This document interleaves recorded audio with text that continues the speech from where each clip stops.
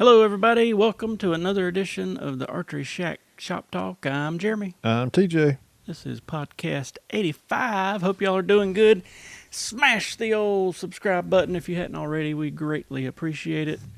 And you'll keep up with our videos. We put out 2 or 3 videos a week on whatever archery related we can come up with. Give us some suggestions. But I hope everybody's doing good. We're in turkey season here in the South Kakalaki. Yeah. I hadn't seen anybody or know anybody that has shot one with a bow yet this year, but I've seen several with a gun. Randy did. Okay. I think he shot his with the bow, if I remember right. And then who was it? Who else I see? Bryant, I think. 2 of the guys that he normally goes, I think they killed one apiece with a shotgun, though. Okay. I don't think it was a bow. I've seen a bunch with a shotgun, but not too many with a bow. Is it turkey season where y'all are at? Just curious. I don't know where it opens and don't open and what time during the year if you're not in South Carolina, but I got us a list of questions that's been sent in, so we'll get going on them real quick. Somebody asked, what is our favorite field arrow, or what would we recommend? I usually, like if I was going to shoot field today, it would be X Impacts. Yeah. But like we almost equivalent our Total Archery Challenge setups to a field setup, except we try to keep them probably more lightweight because there's a ton of walking, like way more walking than a field shoot. So, but arrow wise, it's sort of the same thought. So I'm shooting the. I went cheaper than X Impact mainly because I knew we'd be shooting out to like 120 yards. I might lose some, but these are still great arrows. So I got Renegade set up, which is a smaller diameter, but not as small as the X Impact. And then I'm running the Spartan, which is just a smidgen bigger than the Renegades. Yeah. Yours are what? That 17/64th. Yeah. And I think the Spartans are 18/64th. But I mean, if I had a bow dedicated to nothing but field, I would probably run X Impacts, or I mean, you can run a Deep 6 or those Black Eagle Revelation arrows. Yeah. I'd like to play with some. I need to get some and play with just a couple of them Revelation arrows. They're so dang expensive, though. But yeah, man. That's the reason for the small diameter is you're shooting long distance, so the wind's going to play a factor. Now, when I was still shooting some field stuff, there was a couple times I just took my fat. One time I took my indoor bow with my fat aluminum arrows and shot because it was a one shoot that year type of deal, and it was fine. Wind wasn't blowing, so it didn't affect me whatsoever. But another time, this would have been around 2003 or 4 when the fat carbons had just come on the scene. I took them and did a field round, and the wind was blowing, and they're super lightweight and big. And I was, after the first couple shots at longer yardage, I was go ahead and account, trying to aim a little left to right, and you could just watch that thing float over. Yeah. But usually skinnier is better. And even like low profile vanes. Yeah, anything to stay out of the wind. Crosswind. Yeah. How quick do you guys think I could go from compound to recurve and be ready to kill a deer? It's just like anything going from a recurve to a compound. You're just going to have to practice. I mean, it may take a little longer going from a compound to a recurve because, compound you have your sight, your peep sight. With a recurve, it's pretty much instinctive. Yeah. So it's going to take you there's going to be a little bit more learning curves, but if you get out there and practice. I know a few people that's done it. I've considered it just to say I've killed a deer with a recurve, but I hadn't really talked myself into it yet. But I know, like David Velez, for example, he did it. I'd say he put in somewhere between 6 and 9 months of solid every evening practice. Yeah. And he did it. He killed a couple deer with his recurve. And other people I know sort of the same. But I'm not saying you couldn't do it quicker, but it seems like at least about 6 months. Yeah. And for a recurve with me, the biggest thing is the smallest yardage change is a huge difference. So, like, I can get good at 20 yards. I can move back to 23 yards, and it's a whole different ball game. So you got to just practice, and then kind of know your limitations and how you're going to set up on the ground, in the tree, practice that way. So Yeah. I'd say 6 months plus. Yeah. Let's see here. Would you guys recommend a metal D-loop to prevent wear? I wouldn't. No. Because the way that metal D-loop, it's got 2 screws that crimp it to the serving. And what we see happen is people who do come in with them, they're tightened down so much that it separates the serving where they're tightened in. So pretty much if you had to make a change, you've pretty much got to redo your whole center serving because of that metal D-loop. And it will tear your release Yep. up because it's metal on metal. They were real popular, I'd say 2001, 2, 3, 4-ish. And then we were like, do not use them. They're junk. We took off a lot of them, but we'll get a couple a year still. Yeah, we still get a few. And then once you crimp it down too, it locks it so tight your peep sight sometimes can get off, and you got to try to unloosen it and move it. It's not worth it. Yeah. And if you're using a rope style loop like normal and it's eating that rope up, then you probably got a release burr problem. Let's see here. Where are we at? I lost my place. Can Peep Tubing throw off cam timing? I've seen it do that, but it's got to be real tight. So if you're running a tubing peep, you generally want it just tight enough at the very end of the draw to straighten that thing up. But I've seen people come in where 2 or 3 inches into the draw, it's already getting tight, and then you can literally look at them at full draw, and that bowstring is like boom, boom. Yeah, it's pulling in from that tubing, and I've seen it. It can do some weird stuff. I don't know. I don't want to say it's going to completely throw the timing off because that's more of a cable thing, but it can. I have seen a bow that wouldn't paper tune, and I unhooked the peep tubing and it paper tuned. So there's obviously, and it was one of those that was real tight. So there's obviously something happening there. Yeah.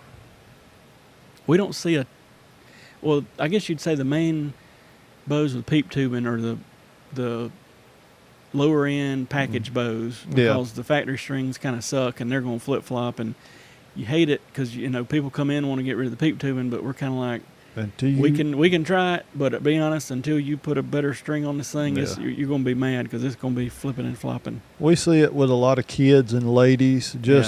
People just start getting in. Is the tubing peep is just easier to run that route with until they get used to it, and then like Jeremy said, when you change the string out on some of them, that's when you can start changing your peep.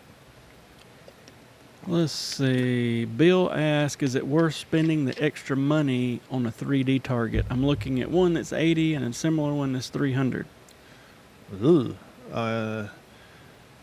Probably yes. Yeah. But because the box store in town, they sell some targets for $80 to $100, and they look all right. But long story short, we had a customer. He had bought 5 or 6 of those, and then kind of got out of shooting or whatever, so he offered them to me for a real cheap price, and I bought them just for sort of stick them out there and let people blast them targets, and it didn't take no time, and between the weather and the shooting, they just fell apart. But on the other hand, we've got McKenzie's, Reinhardt's, and a few R&W's that we put out when we have our shoots, and they last a long time. So my advice would probably be to go with a Reinhardt. To me, they're more of a rubbery feel. Most of them have an insert of some sort. So, even if you shoot it up, you can probably spend between $80 and $100 a couple of years down the road and replace the core and keep on shooting it. Yeah. The $80 pig you buy at Academy, you're going to shoot it in half this fall and then have to just chunk it. But that's just I've had all sorts of different price ranges of animals, and if it's something you're going to keep and shoot, go ahead and spend the money. Yeah, and a big plus is make sure you can replace that core in there too, because that will that'll save you a lot of headache and having to spend that a little bit more money later on down the road on a target. My particular target that I shoot's the old Glendale. Yeah, I was going to say, even if you buy a cheaper one, try to get it with that core in it, and then at least you can replace the core.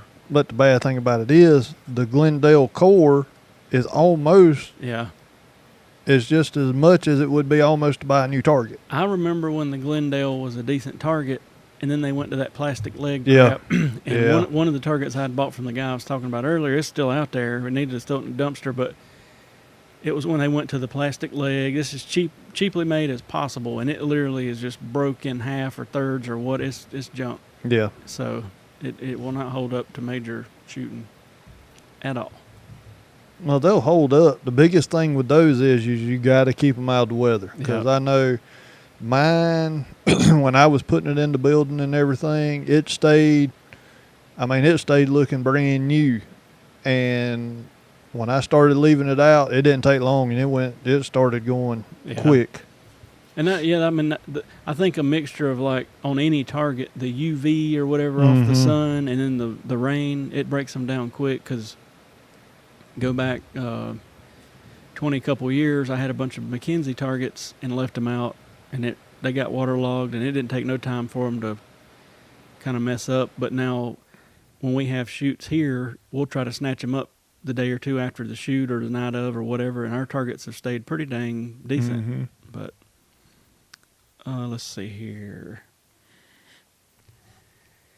This guy says, newbie here, going to try to restring my bow for the first time. How often do you guys hear of folks messing up their bow while restringing it?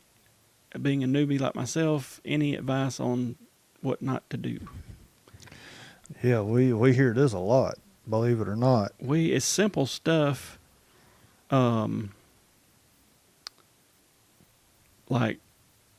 the basics, and not really like really messing nothing up, but don't let put the new string on. Don't let it untwist any when you install it, because we get tons of calls and they'll be like, hey, ordered string cable and whatever's out of whack.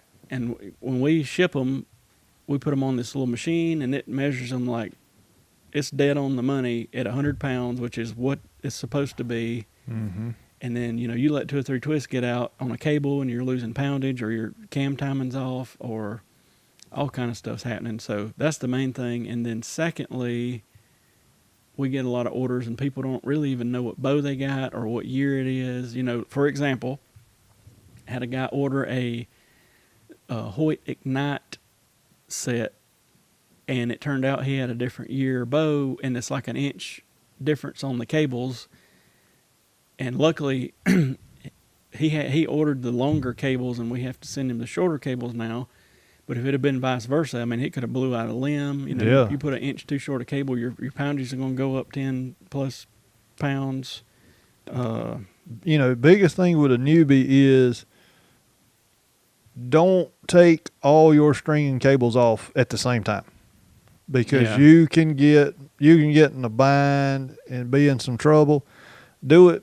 I still do this myself. I hate to say this, on the newer like 7-piece prime sets, it's easier to do it piece by piece. That way that cam don't flip flop around, and you can kind of keep everything going. But do it one piece at a time. So do, like, if you got 2 bus cables, just take one bus cable off, put the new one on, take the second one off, put the second one on, then your string, take it off and put the new string on. And it's a lot, especially with new people. That's the best way to go. When you take it out of the press, give it a tug before you take it all the way out. I don't know how many times, even me, somewhere on the bottom of the cam, it'll just barely be off, and as soon as it gets just the slightest amount of pressure on it, it'll scare the crap out of it. It will. Boom, it'll jump off. You'll be like, oh, crap. But, don't forget if you've got draw stops, like on an Elite, don't forget to put them on, or it'll lock up. Just stuff like that. There's nothing too crazy. But definitely make sure you got it routed right. We had, this is, I guess, back in the summer, a small shop kind of got to ordering our strings, and then I think, long story short, he got the message of me saying he thought it was a string problem, that we'd sent the wrong string, and I was like, send me a picture of the bow. It was an older bow, and he had the cables on wrong. It's a wonder that thing hadn't exploded. I was like, it's not a string problem. It's a you don't know how the hell to put the strings on problem. But just be careful with that. Yeah. Be careful. That's why I say do it one piece at a time. Yeah. And of course, everybody has a cell phone. Yeah, take pictures. Take pictures. Let's see here. How do I adjust the brace height on my recurve? Mine recommends a 7.5-inch brace height, but it's measuring 6 7/8. Just twist the string up. If you need more brace height, twist the string. If you need less, untwist it. With that, I don't know what recurve you got, but I'd put several twists in it, string it back up, check it. It'll take a couple times and you'll get it right, but Yeah. That's pretty much it. Mm-hmm. Just twist her up. And then, don't if your string's getting old and keeps on stretching, because that particular material for a recurve is generally way stretchier than anything you'd see on a compound. Mm-hmm. And over the course of several years, you could have it so twisted, it's time for a new string. So if it's like knotting up, you got it twisted so much to reach proper brace height, get you a new string. Does adding let off on a bow increase draw length? Maybe. It didn't say what bow. Generally, I guess you'd say yeah. Yeah. For example, a prime, an elite, or any binary system with a limb stop, to increase let off, you're going to move that stop to where it is going to increase draw length. And even on like a PSE Evolve, it's got the little, you back off this little screw and move your little stop that's made on the cam. And I think, what was it we found out? I think if you went on that bow from the lowest to the highest, it was like 3/8 inch you were playing with or something like that. But yeah, that's definitely a possibility. So some of the older PSE bows, people wanted to feel like it had more let off, and I would move the draw stop a 1/2 inch longer than the cam was set on. But I would also shorten the module a 1/2 inch, and the draw stop where you're actually stopping at, that's what needs to be set on actual draw length. So, but yeah, it can definitely do that. And it's without knowing which bow it was, it'd be hard to say. Is it okay to store my bow in my closet during the off season, or what would you guys recommend?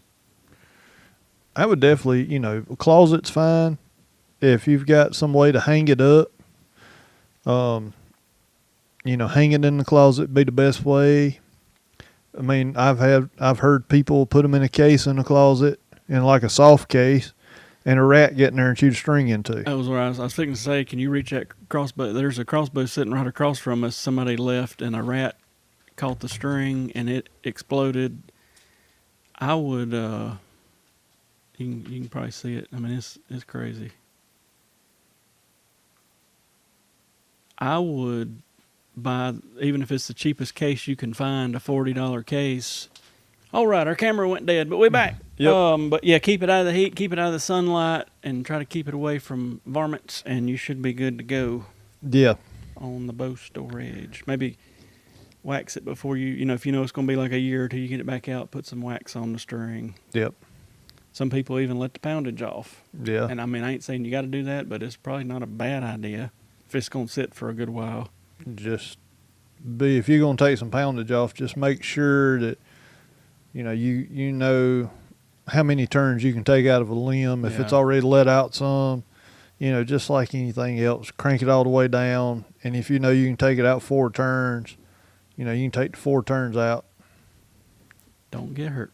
Yeah. Is there a best peep color for low light shooting? Somebody showed me some research on this about 5 years ago, and if I remember right, somebody correct me in the comments because I'm sure y'all have seen it. But somebody was trying to tell me, I think it was green was supposed to be one of the best or something. He had some big scientific speech I heard, and I honestly don't really remember. But and it was from some peep sight company had put it out. Was it Clear View or Clear somebody? I don't know. I can't remember. That might take further research, but I feel like that fella told me the green one was the way to go. But from experience, I've shot green ones and black ones, and I don't know that one really stood out more than another. I think more or less the aperture size would play more effect into that than color. But if y'all know something about the colors, let us know. If I decide to shoot without a peep sight, how do you recommend keeping a consistent anchor point? Usually people shoot either a kisser or nose button or both, and then you just gotta. I've done it before, but you gotta be careful because like I can get my anchor point consistent on the ground, and I can even do that without a kisser or nose button if I really wanted to. Yeah. But you get up in a tree and all that angle shifts and everything, and that's where I started having trouble. So I ended up going back. I just tried it for a brief period a long time ago. I went back to the peep sight, but that's pretty much it. You just need a reference point like a kisser or nose button or something, and then also your normal facial pressure stuff, and you should be golden. Where can I find string suppressors for my older Switchback XT? Lancaster Archery Supply should have them, or you could probably get on eBay, Archer Talk. We're not a Matthews dealer, so we can't get them, but I have restrung bows in the past. They wanted a blue string or something, and I found some on eBay for them for $10-15 and ordered them. So, yeah, eBay, I think even Amazon might have some. Yeah, I forget about Lancaster, just Google it. You'll find them. Oh, yeah. I often freeze low on the target. Any advice of how to stop doing this?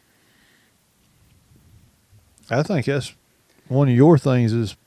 Yeah, it's a multi-tiered thing. You know what I mean? Like, the obvious stuff could be, well, maybe you need to change the balance of your stabilizers, and that's why I run a good bit of back weight on my tournament bows, is to try to not, be fighting it to come up. 2, like coming into your draw sequence and cycle, like I always try to draw above the target and kind of shoulders high, but I don't want to pin my shoulder to where when I get to full draw, I'm like stuck and I'm going to go boop, if that makes any sense. And then what you don't want to do, and I know a guy that got into this habit and really got target panic, you don't want to draw above it and like as soon as you get down to the target, know you ain't going to get it back up there, hammer it. You know what I mean? Yeah. Like, oh, God, I'm there. You don't want to do that because that'll introduce target panic if it hadn't already, because I was so bad below the target before. This was 15 years ago, but on like an indoor target, I had my sight set because I would just float at the bottom of the ring and could not bring it up into the X ring, so my sight was set. And if I was floating there, I'd hit the X, and it worked. But I mean, it wasn't a good plan, but it worked. And then, eventually, I just kind of took my sight off, shot into some blank bells, and shot up close. Because for some reason, when you're like 10 yards from the target, whatever's not messing with your head, and you can put it right in the middle and fire it. So all of that stuff, I'd say the main thing is the how you're drawing the bow. And we see some people come out here, they'll even draw low and try to fight it up. Yeah. You don't want to do that, and you don't really want to sky draw. I just kind of draw. Look at how Dan McCarthy draws, if you know who he is. He does like this draw and then like almost brings the bow down to his anchor point. And it to me, I've tried that. I don't do it as exaggerated as he does, but it floats well for me that way. Mm-hmm.